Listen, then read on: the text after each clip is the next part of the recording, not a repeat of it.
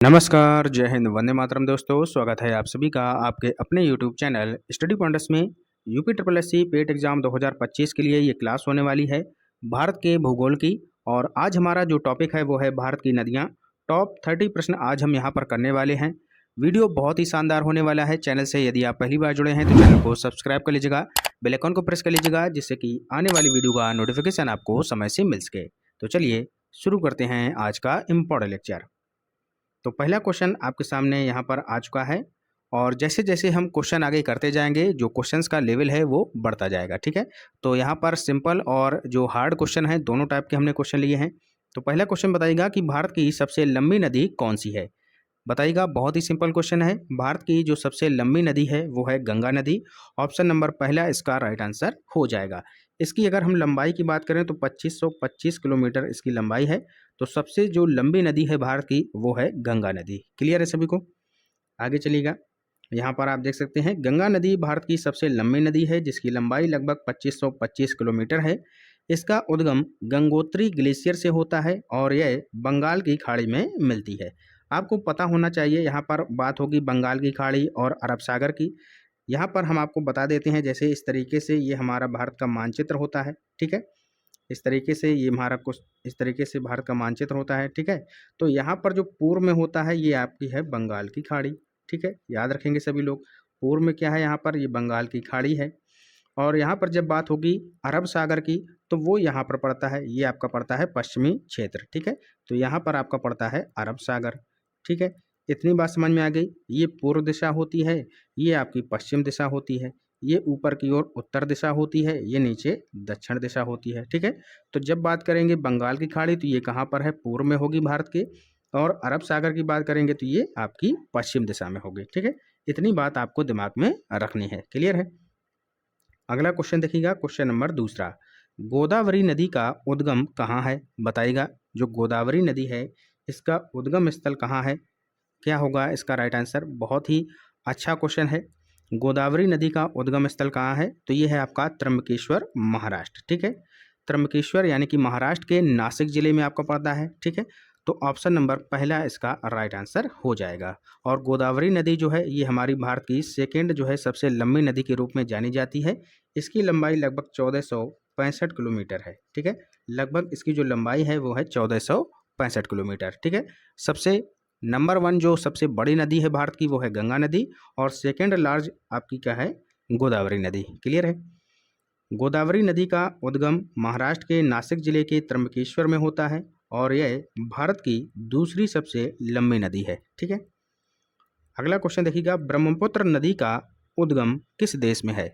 बताइएगा, ब्रह्मपुत्र जो नदी है उसका उद्गम स्थल किस देश में पड़ता है? भारत, चीन, भूटान या फिर नेपाल? तो इसका राइट आंसर हो जाएगा चीन, चाइना इसका राइट आंसर हो जाएगा। ठीक है, चलिएगा आगे। यहाँ पर आप देख सकते हैं ब्रह्मपुत्र नदी का उद्गम स्थल जो है आपका तिब्बत यानी कि चीन के चिमांगयुंगडोंग ग्लेशियर से होता है, जहाँ इसे यारलुंग सांगपो कहा जाता है। ठीक है, तो ये नाम भी आप लोग दिमाग में रखिएगा। क्लियर है? अगला क्वेश्चन देखिएगा, क्वेश्चन नंबर 4। यमुना नदी का उद्गम कहाँ है? बताइएगा, यमुना नदी का उद्गम कहाँ है? अमरकंटक, यमुनोत्री ग्लेशियर, गंगोत्री ग्लेशियर या फिर नंदा देवी? क्या होगा इसका राइट आंसर? बताइएगा, क्वेश्चन नंबर 4 का राइट आंसर क्या हो जाएगा? Yamunotri glacier. Option number B इसका करेक्ट आंसर हो जाएगा। ठीक है, यमुनोत्री ग्लेशियर से कौन निकलती है आपकी? ये निकलती है यमुना नदी। क्लियर है? यमुना नदी का उद्गम उत्तराखंड के यमुनोत्री ग्लेशियर से होता है जो बंदरपूंछ पर्वत के पास स्थित है। ठीक है, नेक्स्ट देखिएगा अगला क्वेश्चन, नर्मदा नदी किस जल प्रणाली में गिरती है? बताइएगा, जो नर्मदा नदी है ये किस जल प्रणाली में गिरती है? आपको पता होना चाहिए कि जो हमारी भारत की जो सामान्यतः जो नदियां हैं उनकी जो बहने की दिशा है वो है पश्चिम से पूर्व की ओर। पश्चिम से पूर्व की ओर सारी नदियां अधिकतर बहती हैं, लेकिन जो नर्मदा नदी है ये आपकी बहती है पूर्व से पश्चिम की ओर। ठीक है, इधर आपका पूर्व है, हमने आपको बताया था पूर्व से पश्चिम की ओर बहती है ये आपकी नदियाँ। और ये कहाँ पर गिरती है भैया? बताइएगा, तो ये कहाँ पर गिरेगी? हमने आपको बताया था पूर्व में क्या है, बंगाल की खाड़ी है और पश्चिम में क्या है, अरब सागर है। तो ये जो नर्मदा नदी है अगर पूर्व से बह के इधर की ओर आएगी तो कहाँ पर गिरेगी? अरब सागर में। तो ऑप्शन नंबर ए इसका राइट आंसर हो जाएगा। ठीक है, समझ में आ गया। तो इस क्वेश्चन में उसका प्रयोग है जो हमने आपको पहले बताया था। इस तरीके से जो भारत का मानचित्र हमने आपको बना के दिखाया था, यहाँ पर थी आपकी क्या? अरब सागर था पश्चिम में, यहाँ पर पूर्व में क्या बताया था? बंगाल की खाड़ी। अब ये जो नर्मदा नदी है ये बहती है पूर्व से पश्चिम की ओर, तो जब इधर से इधर की ओर बहेगी तो ये अरब सागर में गिरेगी। तो ऑप्शन नंबर ए इसका राइट आंसर हो जाएगा। ठीक है, नर्मदा नदी पश्चिम की ओर बहते हुए अरब सागर में गिरती है। ये भारत की प्रमुख पश्चिमाभिमुख नदियों में से एक है। ठीक है, क्लियर है। और ये जो नर्मदा नदी है ये कहाँ से निकलती है?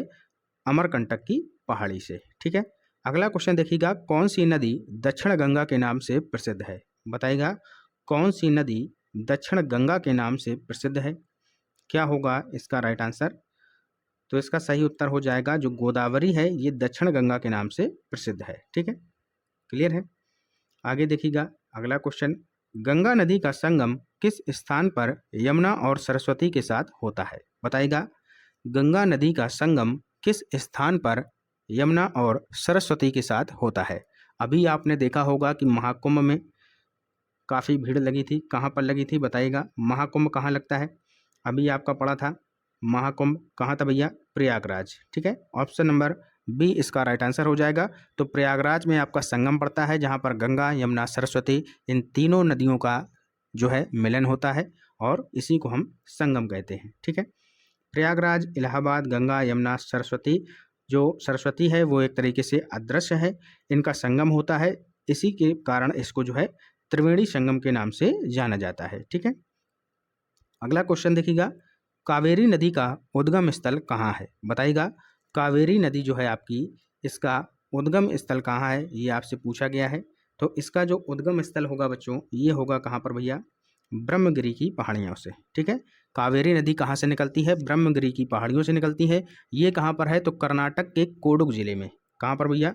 जो कर्नाटक है आपका उसका जो जिला है एक कोडुग। ठीक है, कोडुग जिले की जो आपकी ब्रह्मगिरी की पहाड़ियाँ हैं वहाँ से निकलती है आपकी कावेरी नदी।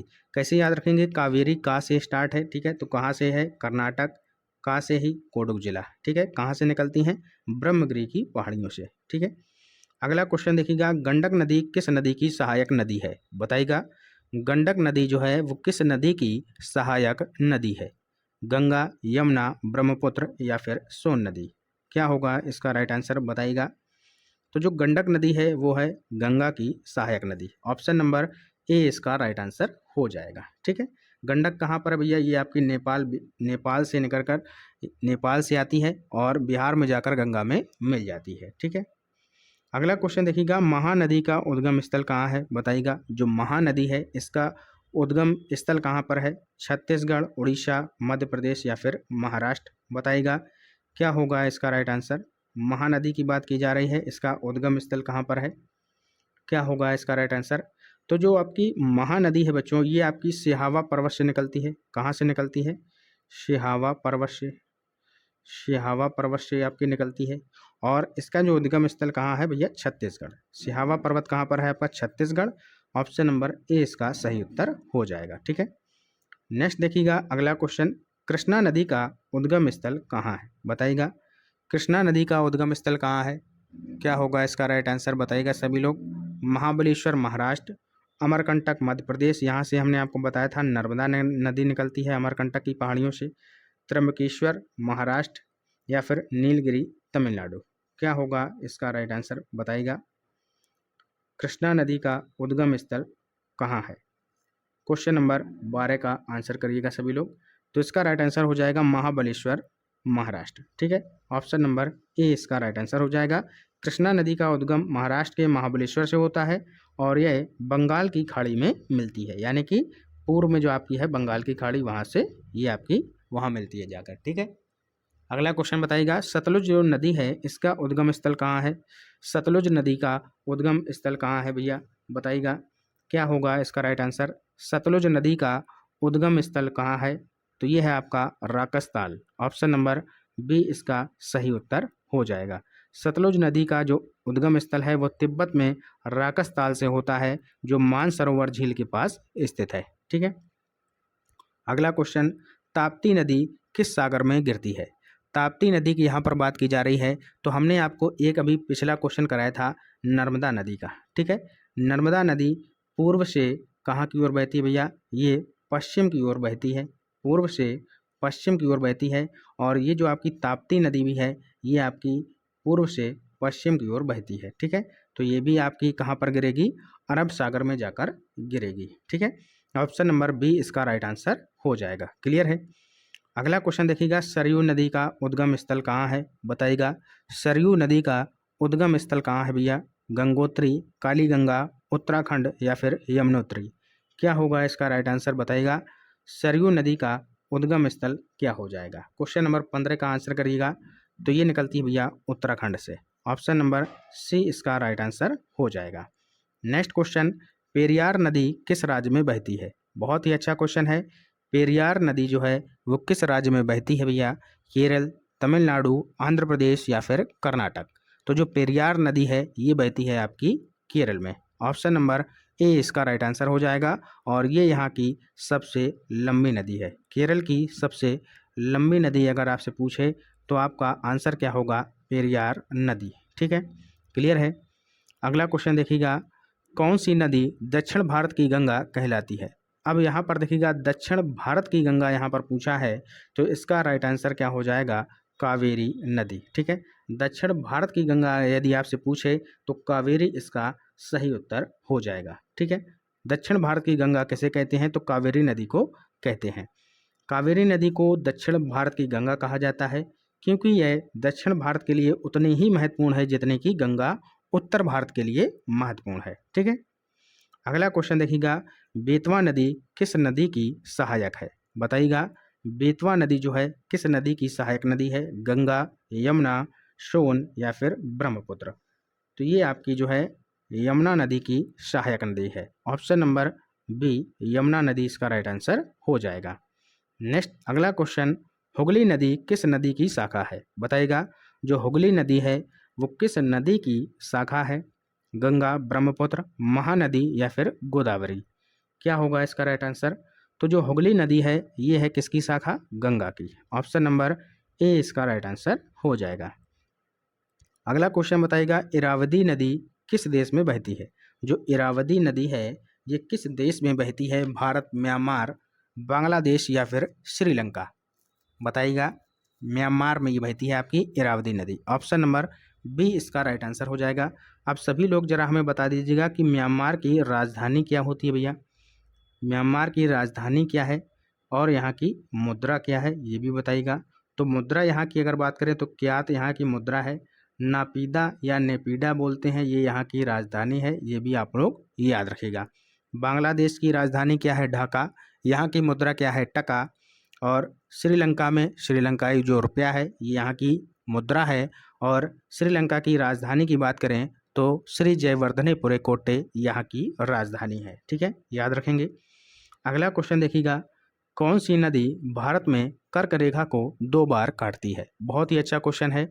एक तो आपका कर्क रेखा को 2 बार काटने वाली नदी पूछी जाती है, एक पूछी जाती है कि जो मकर रेखा है उसको 2 बार कौन सी नदी काटती है? तो मकर रेखा को 2 बार काटने वाली नदी का नाम है लिम्पोपो नदी।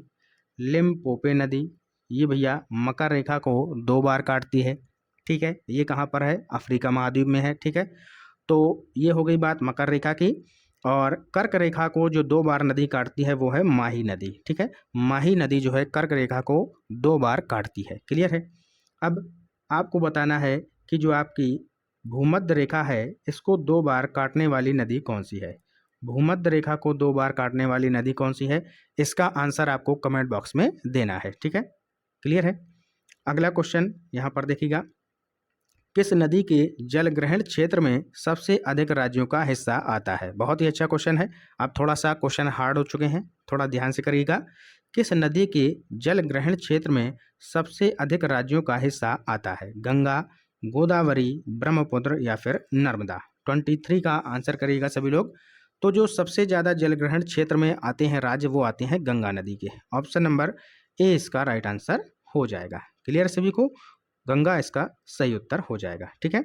गंगा नदी का जलग्रहण क्षेत्र जो है उत्तराखंड, उत्तर प्रदेश, बिहार, झारखंड, पश्चिम बंगाल, मध्य प्रदेश, राजस्थान, हरियाणा, छत्तीसगढ़ सहित कई राज्यों में फैला है। क्लियर है।